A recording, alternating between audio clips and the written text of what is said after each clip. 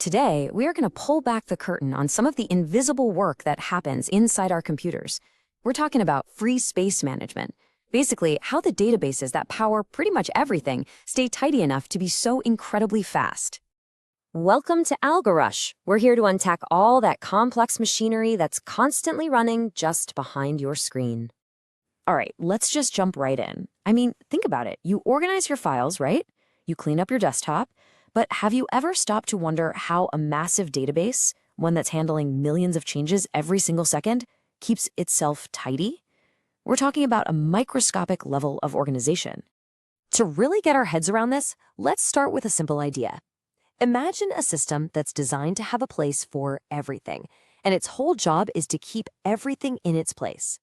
The best way to picture this is to think of a database's storage like a gigantic library bookshelf. Every single piece of data is a book, and each book needs its own specific spot on a shelf. And you know what? At first, this system works perfectly. But just like in a real library, things get checked out, they get moved around, they get returned, and all this activity creates a very specific kind of mess. Let's talk about the problem of gaps.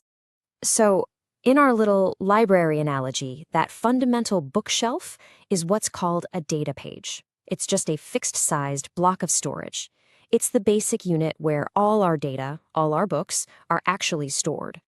And when a database is brand new, oh man, it is a thing of beauty.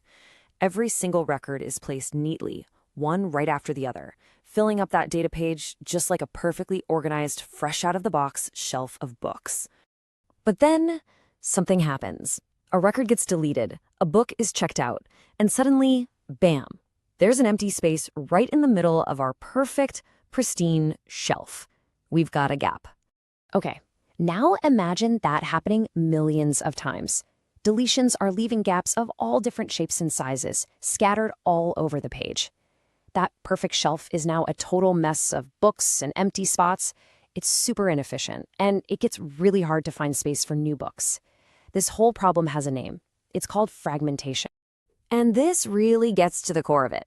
See, when a record is deleted, the system doesn't immediately shuffle everything around to fill the space. That would be too slow. Instead, it just gets rid of the cell offset, basically the little address pointing to the data. It's a really fast operation, but it means the actual freed-up bytes are just left behind, scattered all over the place. And that is what creates fragmentation. So how in the world do databases deal with this mess? Well, the first approach is kind of like a super meticulous librarian. It's all about keeping a list. This method is called an availability list, and it is brilliantly simple. Instead of looking at these gaps as a problem, the system sees them as an opportunity. It actually keeps a running list, like a ledger, of every single free chunk of space on the page, and it carefully notes exactly where that space is and how big it is. So here's the play-by-play. A record gets deleted. That empty space isn't just forgotten about, oh no. It's immediately added to the availability list. Then, when some new data comes along and needs a home, the system just checks the list to find a gap that's a perfect fit. This is exactly how systems like SQLite use what they call free blocks to keep track of empty space. It is an incredibly clever way to recycle space. So what's really important to get here is that there are two main philosophies for dealing with this. The availability list is all about being careful, being meticulous, and reusing the gaps you already have. Defragmentation, on the other hand, well, that's about just wiping the slate clean to create brand new, pristine space. Which brings us to our second solution. If the availability list is that meticulous librarian, this next approach is the full-on, end-of-the-year, big tidy-up. And this is defragmentation. Instead of trying to manage a bunch of little gaps, the system just decides, you know what, let's get rid of them entirely. So first, it scans the whole page to find all the data that's still alive and active. Then it copies all that good data to a temporary spot, wipes the messy original page completely clean, and then writes the data back. But this time, all packed tightly together.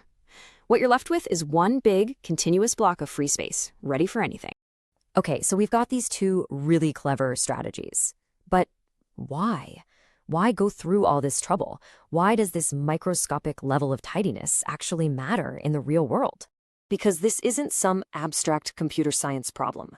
This constant, invisible housekeeping is happening right now, inside the apps on your phone, on the websites you're visiting, in the cloud services you rely on. It is the hidden engine of efficiency. You see, when a database can find space for new data really quickly, Or when it can read existing data without having to jump over a ton of empty gaps, everything just gets faster. This meticulous tidiness is directly responsible for making your digital world feel responsive, snappy, and just fast. And that kind of leads us to a final thought. This process, this digital tidying up, is happening billions, maybe even trillions of times a day all across the globe. It's a constant, never-ending battle against digital chaos. So what do you think happens to our systems when, for whatever reason, this essential invisible